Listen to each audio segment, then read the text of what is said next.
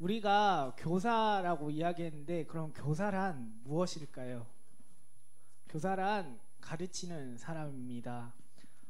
일반 교육에서는 뭐 수학, 과학, 영어 이런 것들을 가르치면서 이 세상을 살아가면서 평안하게 정말 만족하는 삶을 살 수 있게 교육하는데요. 그럼 우리는 무엇을 교육할까요? 우리는 기독교 신앙을 교육합니다. 우리가 이 세상을 살아갈 때 돈 필요하죠. 집 필요하죠. 다 필요한데 정말 우리가 회복되어야 되고 근본적으로 알아야 할 것, 하나님을 알아가게 하기 위해서 바로 하나님을 가르치는 것입니다.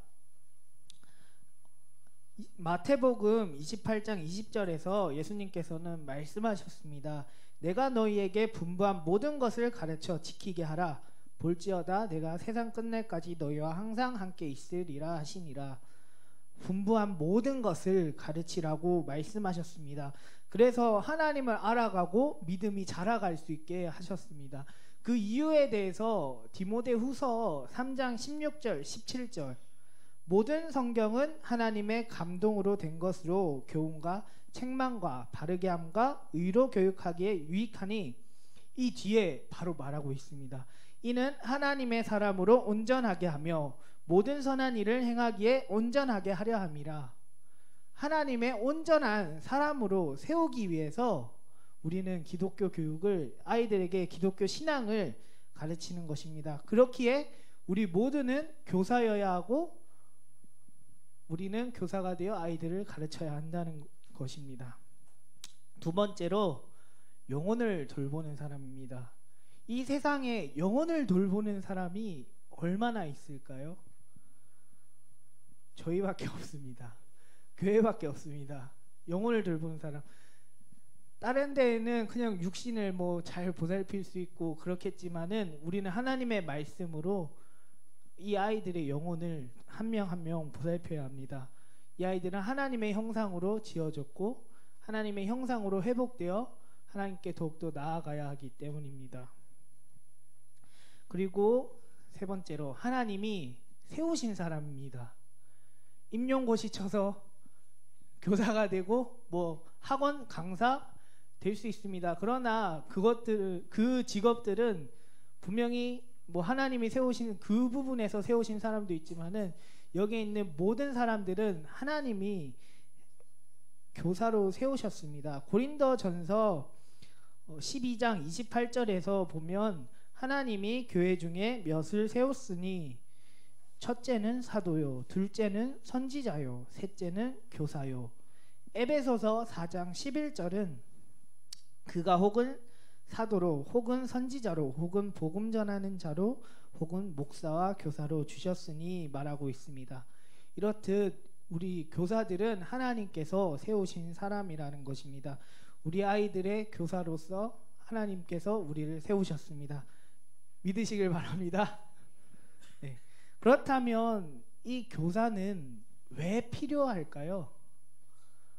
교사는 왜 필요할까요? 신명기 6장 1절에서 3절 아니 그 뒤에 9절 오늘 말씀 읽은 곳을 쭉 한번 같이 읽어보았으면 좋겠습니다. 한번 6장 1절에서 9절까지 한번 읽어보겠습니다.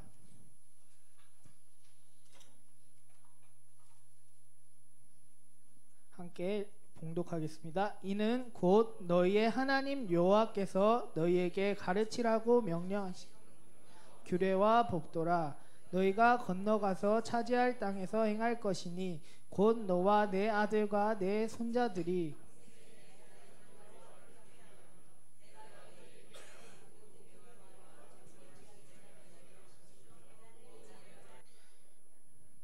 이스라엘아 듣고 삼가 그것을 행하라. 그리하면 내가 복을 받고 내 조상들의 하나님 여호와께서 내게 허락하심 같이 적과 꿀이 흐르는 땅에서 내가 크게 번성하리라. 이스라엘아 들으라. 우리 하나님 여호와는 오직 유일한 여호와이시니 너는 마음을 다하고 뜻을 다하고 힘을 다하여 내 하나님 여호와를 사랑하라.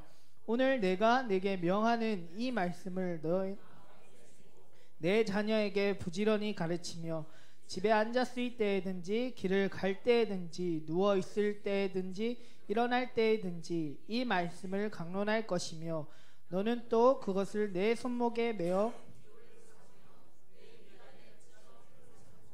또 내 집 문설주 바깥문에 기록할지나. 기독교 교육에서 우리 아이들을 가르쳐야 한다는 이유를 이 말씀에서 찾고 있습니다. 하나님의 자녀들을 가르치라고 하나님께서는 이스라엘에게 명령하셨습니다.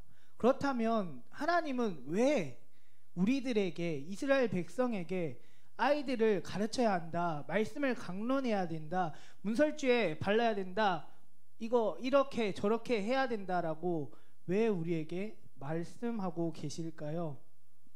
여호수아 24장 31절을 제가 한번 읽어보겠습니다.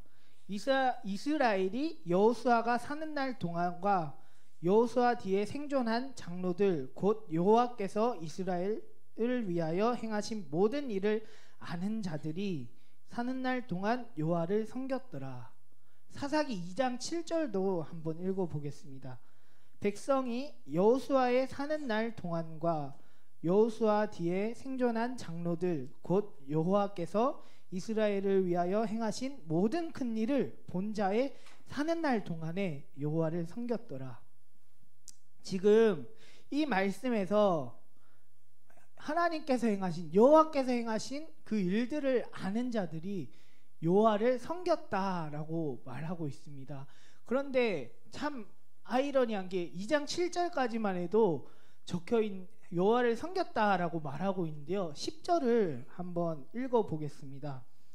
그 세대 사람도 다 그 열조에게로 돌아갔고 그 후에 일어난 다른 세대는 여호와를 알지 못하며 여호와께서 이스라엘을 위하여 행하신 일도 알지 못하였더라. 여호와를 알지 못하였더라 라고 말하고 있습니다. 그리고 이 뒤에 바로 이스라엘 백성이 우상을 섬기는, 바알을 섬기는 일들이 쭉 나열되어 있습니다. 그리고 사사기 우리가 잘 알고 있듯이 계속 죄를 짓고 하나님께서 벌 주시고 다시 그들이 부르짖자 하나님께서 회복시키시고, 이 행동들이 계속 반복되는 것이 사사기인데요, 우리가 교육하지 못했을 때 이렇게 된다는 것입니다. 하나님께서는, 그래서 하나님께서 우리에게 행하신 일을 알게 하시고자 부모들에게, 교사들에게 너희 자녀들을 가르쳐라 라고 말하고 있으신 것입니다. 하나님은 스스로 혼자 분명히 하실 수 있습니다. 그러나 하나님께서는 우리를 세우셔서 우리를 통해서 항상 역사하십니다. 우리를 통해서 하시기를 원하신다는 것입니다. 그렇기 때문에 하나님께서 명령하신 대로 우리가 교사가 되어서 아이들을 가르치고 이스라엘 백성처럼 저렇게 몰라서 우상을 섬기는 그런 일이 없도록 우리가 해야 한다는 것입니다. 그렇기에 교사는 반드시 필요한 사람입니다. 누구에게 필요할까요? 우리 아이들입니다. 우리 아이들. 그래서 그러면 이 아이들을 교사가 가르칠 때 가져야 할 마음은 무엇일까요? 제가 간략하게 2개로만 했거든요. 무엇일까요? 혹시 추측 가능한? 일단은 한 영혼을 향한 안타까운 마음, 그리고 말씀하셨던 것처럼 사랑하는 마음입니다. 제가 열린교회 김남준 목사님께서 하나 이야기해 주신 게 있는데요, 중학교 때 이 닭을 키웠다고 해요. 그래서 매일 학교를 마치면 갈 때 시장을 들려서 잎사귀를 줍고 이파리 줍고 사료를 사다가 닭에게 주며 정성스럽게 키웠다고 해요. 근데 이 키웠는데 어느 순간 보니까 닭의 옆구리에서 피가 철철철 나고 있었대요. 이 왜 이러지 보니까 뭔가 칼로 약간 베인 것처럼, 뭔가 후빈 것처럼 이런 상처가 있었다고 해요.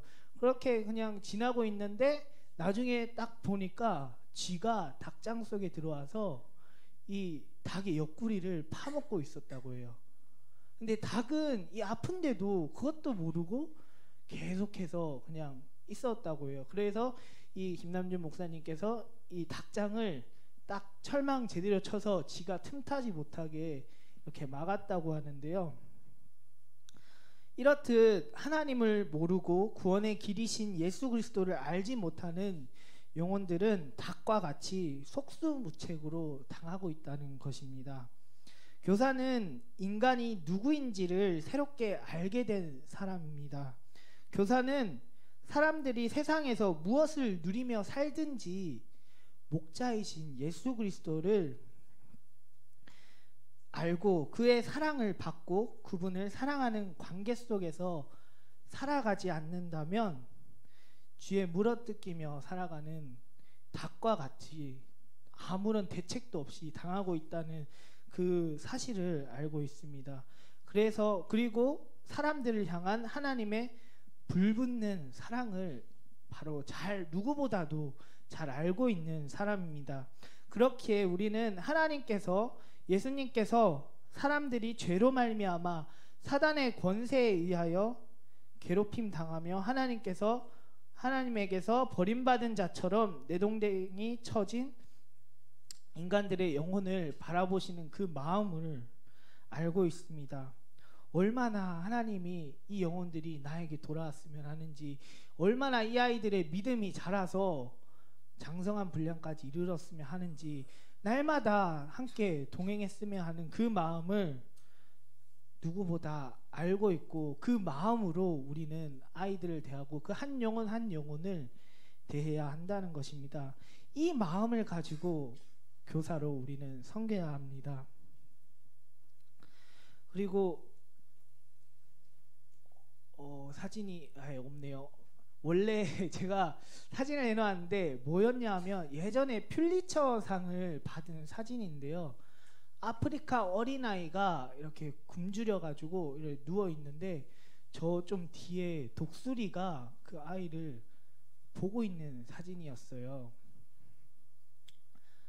이 아이가 이제 죽을 때가 다 되니까 독수리가 이 아이를 먹으려고 그러는 이런 사진이었는데요. 아무에게도 도움받을 수 없는 그 불쌍한 어린아이, 독수리가 보고 있다고, 노려보고 있다고 한번 생각해 보십시오. 어떠신가요? 섬뜩하지 않으신가요? 저 그 사진 보고 되게 놀랐었거든요. 그런데 바로 이런 사람을 하나님께서는 구원하시기 위해서 자신의 독생자들을 보내주심으로 그들을 구원하셨다라는 것입니다. 그리고 그들을 위해서 우리를 교사로 세우셨다는 것입니다.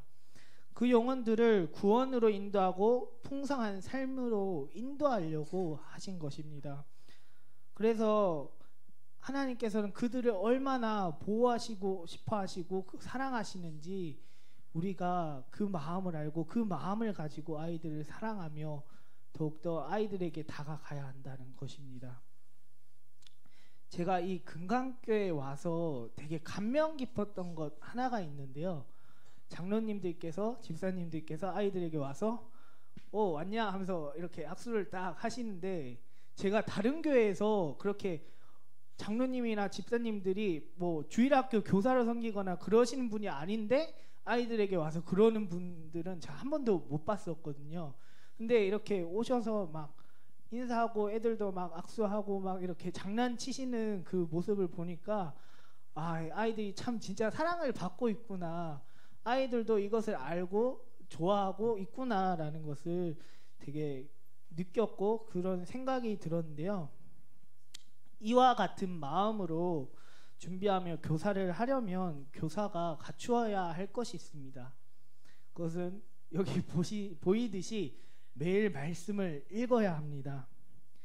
하나님의 말씀을 가르치는 사람이기 때문에 하나님의 말씀을 알고 읽고 그 말씀 가운데 올바른 뜻을 바르게 알고 가르쳐야 하기 때문에 읽어야 합니다. 그리고 읽는 데서 끝나는 것이 아니라 이 말씀을 계속해서 묵상해야 합니다.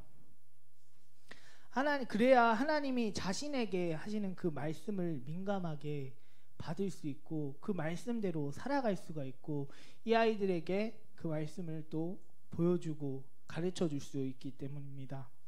제가 대학교 시절 이제 교수님이 선생님이셨어요, 원래는. 근데 이 선생님이셨던 교수님께서 하나 이야기해 주셨던 게 1학년을 가르치고 있는데 요런 의자에 앉잖아요, 초등학생들이. 어느 날 밑을 봤는데 다리가 하나도 없었대요. 왜 그런가? 이 교수님께서 이런 의자에 앉는데 앞바다리를 하는 습관이 있었다고 해요. 근데 애들은 여기를 앉아도 다리가 내려오는 게 아니라 이 선생님처럼 앞바다리를 해야 된다고 생각해서 전 학생이 다 앞바다리를 하고 있다고 했었어요. 그래서 이제 아이들이 이것을 보고 그대로 따라하는 거예요. 우리 그런 말도 있잖아요. 아이들이 부모의 등을 보고 자란다고. 아이들은 어른들이 하는 그거 그대로 보고 따라합니다. 그렇기 때문에 우리가 날마다 이 말씀을 묵상하면서 이 말씀이 하나님께서 지금 오늘 나에게 하시는 그 말씀을 깨달으며 이렇게 살아갈 때 아이들이 그것을 보고 배울 수 있습니다. 그래서 교사는 날마다 그 묵상함으로 나아가야 한다는 것입니다. 세 번째로 아동 심리를 이해해야 합니다. 이거 참 어렵죠. 어떻게 아이들 심리를 이해할 수 있나. 참 어려운데 우리가 아이들의 심리, 발달 이런 것들을 잘 알지 못하면 아이들의 행동에 대해서 충분히 오해할 만한 요소가 있고, 저도 참 조카 여기 다 자녀분들을 키우신 분들인데 제가 조카를 3살 때부터 8살 때까지 초등학교 3학년 때까지 제가 돌보았어요. 방학이면 그 집에 있으면서 계속 돌보고 했었는데 이 아이를 보면서 나 저때 저랬지 이런 생각이 들 때가 있는데요. 개구리가 올챙이적 시절을 모른다고 제가 조카를 돌보면서 답답해가지고 화가 나고 막 그러는데 뒤늦게 이제 생각해 보니까 나도 저랬었지.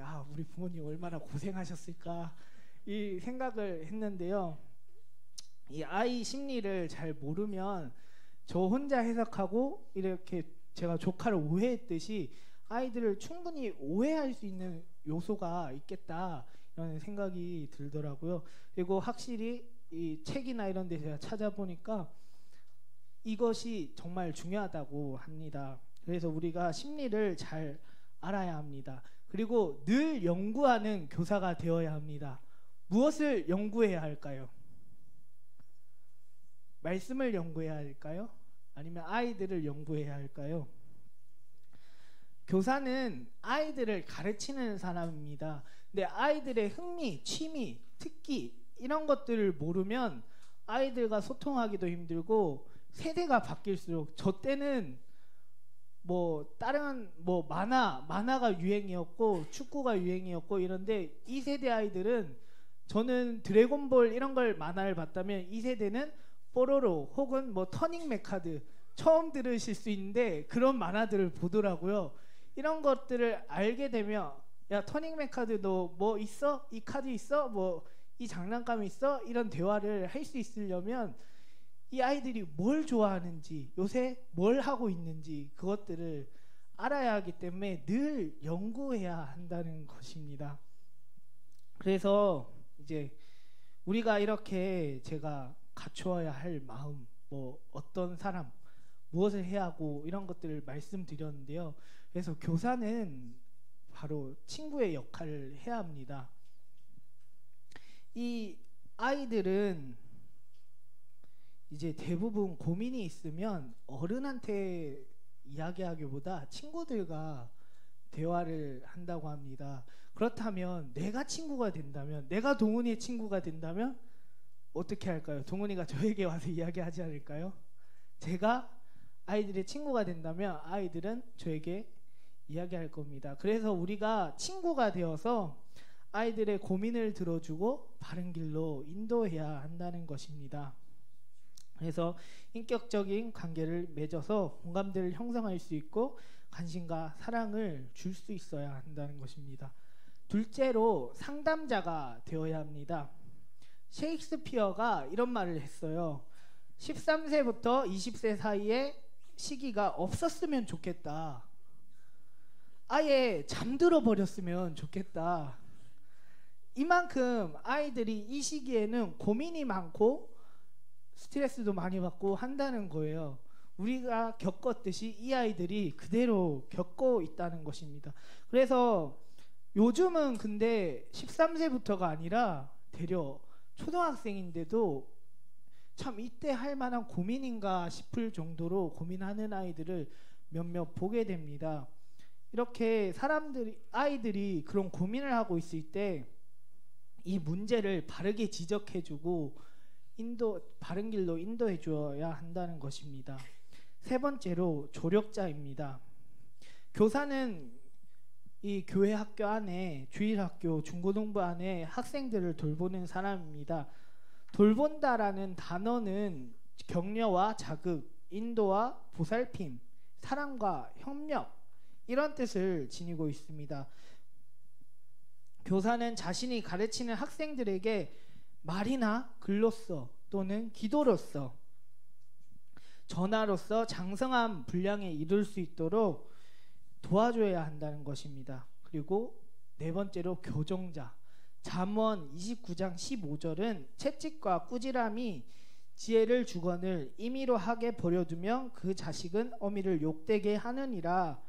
교사는 학생들이 잘못된 사고나 그릇된 사고를 올바른 가치관으로 바꾸어주고 교정하는 사람이 되어야 합니다. 마지막으로 양육자. 부모가 어떻게 하죠? 아이들을 먹여주고 기르죠. 부모가 아이들에게 육신적으로 그렇게 한다면 교사는 영의 양식을 먹이며 아이들을 그대로 부모와 같이 돌보아야 한다는 것입니다. 그래서 아이들이 쉬지 않고 하나님께 나아갈 수 있게, 그리고 하나님께서는 항상 이 아이들을 보호하고 지켜주시고 인도하실 수 있게 날마다 기도하는 양육자라는 것입니다. 지금까지 이렇게 좀 교사란 무엇인지 막 이런 거 계속 설명을 했는데요. 이 모든 것을 제가 말씀드린 그 이유 때문에 아이들에게 교사가 필요합니다. 뭐가 잘 되기 위해서, 뭘 잘하기 위해서, 그렇기 위해서 아이들에게 교사가 필요한 게 아니라 아이들 자체가 하나님께 아까 말했듯이 온전한 사람으로 자라가기 위해서 바른 길로 인도해 줄 수 있어야 하기 때문에 교사가 필요합니다. 그래서 이 교사가 이제 제가 이걸 준비하면서 이찬수 목사님의 좀 신앙교육 실패에 대해서 이야기하시는 걸 들었는데요. 선생님이 목사님도 자기가 보수교단에서 자라서 눈만 뜨면 야, 왜 예배 안 드려? 예배 드려. 왜 헌금 안 해? 왜 11조 안 해? 야, 가만히 있어. 강요만 했다고 해요. 근데 그렇게 강요해왔는데, 그렇게 가르쳐왔는데 왜 지금 이 시대에 실패했는가? 우리들의 모습을 보면 어떠한가? 정말 이 그리스도인으로서 제대로 살아가고 있는가? 아니다. 어찌 보면 우리는 세상과 다를 게 없다. 아니, 세상보다 조금 더 늦게 죄를 지을 뿐이지 죄 안 짓는 거 아니다. 그럼 왜 이렇게 됐냐? 선생님들이 옆에서 왜 예배 드려야 하는지, 예배의 참 기쁨이 어떤 건지 그런 것들 안 알려줬다고 해요.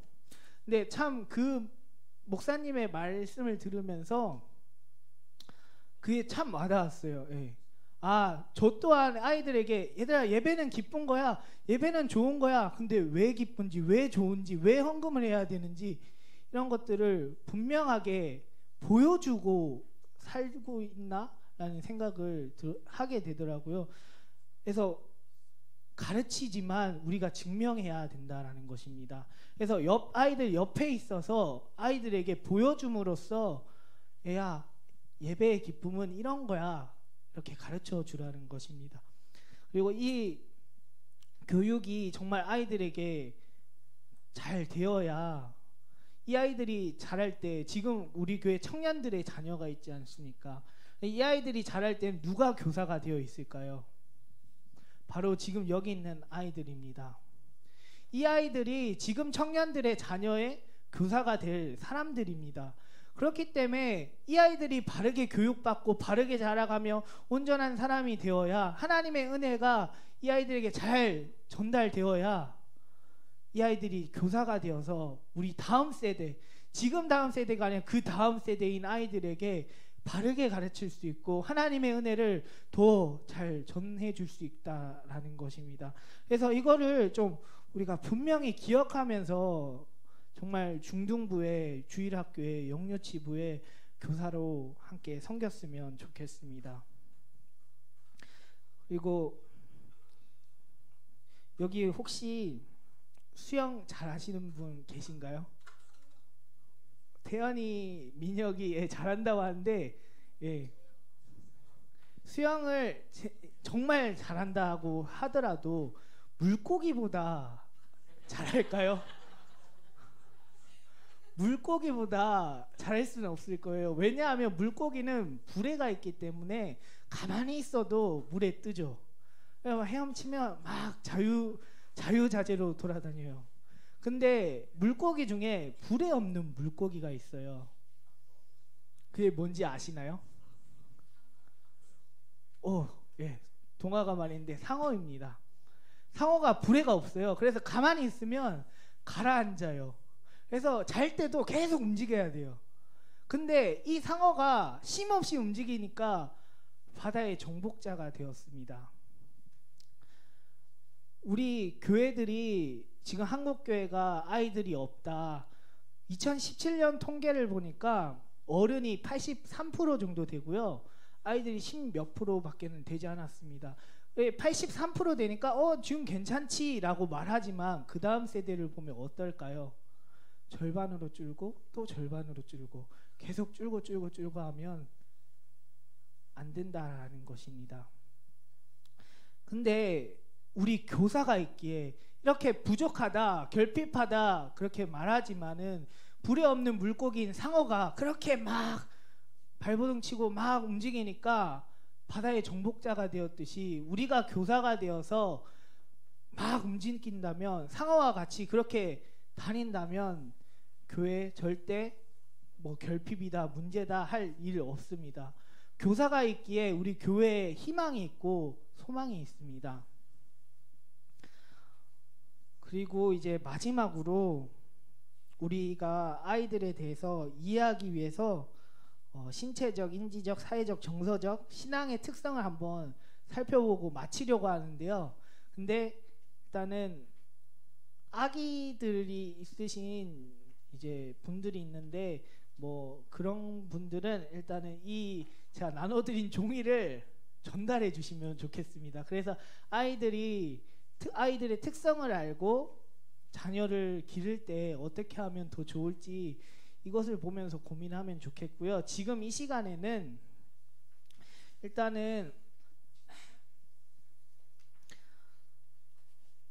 3세에서 5세부터 한번 보려고 합니다. 일단 3세에서 5세라고 하면 유아기, 취약 정기라고 하는데요. 신체적 특성은 달리고 뛰고 기어오르고 몸을 비틀게 된다. 시끄럽고 거칠다. 5분 이상 앉아있는 것은 그들에게 고통스러운 일이다. 아이들이 신체적 특징은 이러합니다. 그래서 아이들에게 너무 나무라시면 안 되고요. 인지적 특징. 이때 아이들이 이거 뭐야? 이거 왜 그래? 해가 왜 떠? 바다는 왜 움직여? 아까 제가 장로님과 함께 아이들을 데려다 주는데 애가 내비게이션을 보더니 바다다. 바다가 왜 움직이지? 이렇게 저한테 질문하더라고요.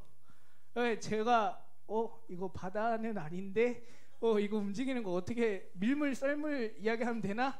고민을 했는데 그냥 아기에게 저게 바다는 아닌데 바다처럼 보였어. 그리고 이게 그냥 움직인 거야. 이렇게 설명을 해줬어요. 이게 정답은 아니지만은 왜라는 질문을 할 때 몰라도 돼 무시하거나 뭐 그러는 게 아니라 아이들에게 알려줘야 한다는 것입니다. 근데 또 알려줄 때 상징적인 문자나 말은 이들에게 혼란을 준다고 해요. 그래서 우리가 이것을 좀 기억하면서 아이들을 돌볼 수 있으면 좋겠고요. 신앙 특성을 보면 이제 부모의 역할이 매우 중요하다고 합니다. 신앙적 행동, 부모나 교사의 신앙적 행동, 태도, 본보기를 통하여 이 아이들의 신앙이 형성되는 것입니다. 하나님의 위대함, 놀라움, 사랑이 그들이 체험할 수 있도록 구체적으로 전달되어야 합니다. 그리고 부모와 선생님으로부터 따뜻한 사랑을 느낄 때 하나님의 사랑과 보호를 느낄 수 있습니다. 그 다음에 학동기, 이제 6세에서 12세 초등학생 아이들인데요. 이제 막 학교를 들어가고 학원을 가고 뭐 요새 아이들이 이제 이러면 친구들을 사귀게 되고 활동 범위가 넓어지잖아요. 그래서 인간관계도 넓어지는 시기인데요. 이때 인지 능력도 현저하게 발달하고 운동 기능도 발달하면서 이제 자기 중심성과 지각 의존성이 극복이 이루어집니다. 그래서 이때 아이들이 단순 암기도 잘 하고요. 제가 은서나 동훈이나 동아가 저번에 크리스마스 때 외우라고 말씀 이렇게 했는데요. 애들이 외웠는데 한 달이 지나도 안 까먹더라고요. 저는 일주일 지나면 까먹을 줄 알았는데 그게 아니라 한 달이 넘게 계속 기억을 하고 있더라고요. 그래서 이 아이들의 특성이 그렇고요. 이때 이제 읽고 쓰기를 배우는데 주의력은 사실 시간이 길어져도 짧고 이 아이들은 이제 좋아하던 동화보다 사실적인 사건을 좋아하며 호기심과 상상력이 풍부하고 기억력이 좋습니다. 그래서 다른 사람과 놀고 싶어하고 친구들끼리 놀고 싶어합니다. 그리고 이때 아이들이 어른의 행동과 말은 무조건적으로 옳다고 믿는다고 하는데요. 그래서 우리가 더 조심해야 할 것 같습니다. 이때 신앙적 특성이 이제 부모나 교사에게 의존하고 자기를 기다리는 선생님을 보고 싶어하고 성경 이야기를 듣고 싶어합니다. 그래서 이 아이들이 그 말씀을 들을 때 내가 착한 사람이 되어야 한다고 생각하고 되고 싶어 해요. 그 특성을 기억하고 유년부 어린이들은 누구든지 종교와 관련된 사람은 반드시 착하다라고 생각하는 경향이 있다고 해요. 그래서 이제 교사는 성경을 분명히 현실로서 가르치며 이제 아이들을 길러가야 한다는 것입니다. 그래서 이거 첫째, 둘째, 셋째, 넷째가 있는데요. 뒤에 이 부분은 돌아가셔서 한번 읽어보시면 되겠습니다. 그리고 초등학생, 초등부 9세에서 11세 신체적 특징은 이 출생 때보다 2.8배 더 빠르게 성장한다고 합니다. 그래서 이제 체중은 8배, 머리 둘레는 성인의 95%까지 성장하고 이때 힘도 세지고 도전을 즐겨요. 그래서 선의의 경쟁을 즐기게 되므로 자기의 능력에 도전하고 싶어 합니다. 교사는 학생들이 시작한 일을 무엇이나 성취할 수 있도록 격려해야 합니다. 개인적인 우승자나 나고자 만들기보다는 그룹 단위에 중점을 두는 것이 좋습니다. 신앙적 특성을 보면 이때 아이들은 만물의 창조자와 심판자로서 하나님을 이해합니다. 그래서 이 아이들에게 용서의 필요성을 이해하고 우리에게 왜 필요한 것인지 알고 하나님을 위하여 헌신하고 순교한 신앙인들의 사역에 감격하게 되는 시기입니다. 그래서 부모와 교사들이 바르게 잘 지도해야 합니다. 그리고 이 아이 부모들은 이 시기의 아동들을 지도할 때 훈계보다 모범을 보여야 합니다. 삶의 목적이 무엇인지를 바르게 가르쳐야 한다는 것입니다. 우리가 웨스트민스터 소요리 문답 이런 거 들을 때 제1의 목적 하나님을 영화롭게 하고 영원토록 즐거이 기뻐한다 이 말을 듣고 알고 있습니다. 근데 애들한테 야 이거야 라고 가르치는 게 아니라 내 삶에서 살아가면서 보여주는 것입니다. 제가 한 영상을 봤는데 히브르타라는 책이었어요. 네, 영상이 아니라 책이었는데 이 쓴 저자가 부모님이 막 사역하시는 목사님이셨는데 부모님이 막 잘 해오셨고 건강하게 자랐는데 이 사람은 부모님이 행복하게 보이지 않았다고 해요. 막 하나님이 뭐 이거고 이런 은혜 주시고 뭐 말을 해도 전혀 하나님이 은혜 주시는 것 같이도 보이지 않고 뭐 기뻐하지 않는 것 같고 행복해 보이지도 않았다고 해요. 그 이유가 말은 그렇게 하는데 맨날 집에 오면 싸웠고 사역 때문에 그때 당시 힘들어서 막 스트레스 많이 받으셨다고 해요. 그래서 그 모습을 보면서 어릴 때 행복해 보이지 않았다고 그렇게 고백했는 말을 보았는데요. 우리 아이들에게 이렇게 삶으로 보여줘야 한다는 것입니다. 말보다는 행동. 예. 그래서 이제 중학교 시절 외계인이라고 하는 여기 이제 몇몇 아이들이 있는데, 예, 이 아이들의 신앙적 특성만 이제 보면 이때 당시 하나님을 체험하는 경우가 많고 신앙의 정체성을 형성하며 신앙의 스타일을 구축하게 된다고 해요. 그래서 이때 바르게 교육해야 성인이 되어서도 흔들리지 않아요. 그래서 이때 더욱더 아이들을 붙잡아주고 이끌어 주어야 합니다. 부모의 영향이 가장 큰데 부모의 수용적 양육 태도는 자녀의 도덕적 발달에 긍정적인 영향을 주지만 처벌적 태도는 자녀의 도덕적 발달 수준을 하락시킨다고 합니다. 그리고 일관되게 해야 한다는 거, 그게 매우 중요하다고 합니다. 그래서 이 아이들이 이때 집단의식도 강해서 이 동일한 가치관을 가진 아이들과 어울릴 때 더 바른 가치관을 가질 수 있어서 이 아이들이 모이는 무리도 잘 이렇게 이끌어줘야 한다고 합니다. 그래서 아이들이 이렇게 교육받아서 잘 되었으면 좋겠습니다.